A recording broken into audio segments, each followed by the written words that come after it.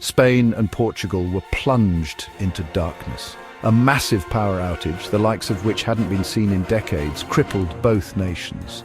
Millions were left in the dark, unsure of what was happening or when the lights would come back on.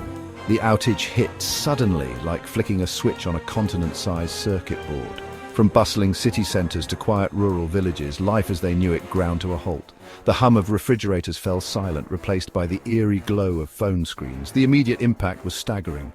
Transportation networks reliant on electricity shuddered and froze. Trains idled on their tracks, stranding passengers in darkened carriages. Airports became chaotic holding pens as flights were grounded, leaving travellers anxious and uncertain. The digital world, so intertwined with modern life, flickered and faded. Online payment systems crashed, forcing people to rely on the decidedly analog feel of cash. As the minutes stretched into hours, the Herculean task of restoring power began. Engineers and technicians worked feverishly, racing against the clock to diagnose the problem and bring light back to the Iberian Peninsula. Slowly, painstakingly, the lights began to flicker back on.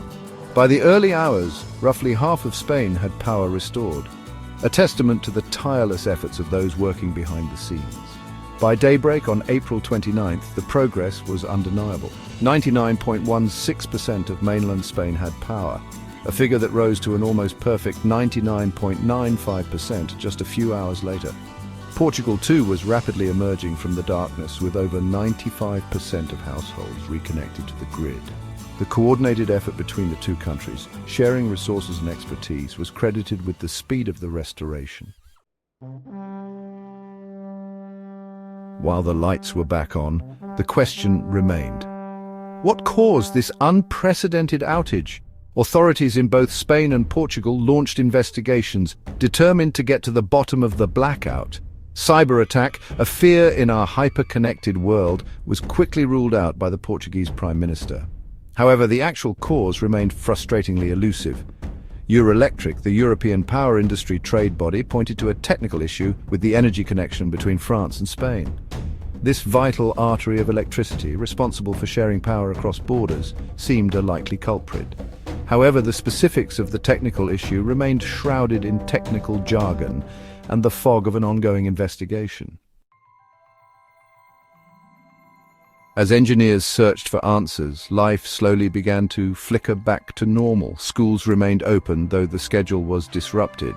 The streets, once eerily quiet, were once again filled with the sounds of daily life.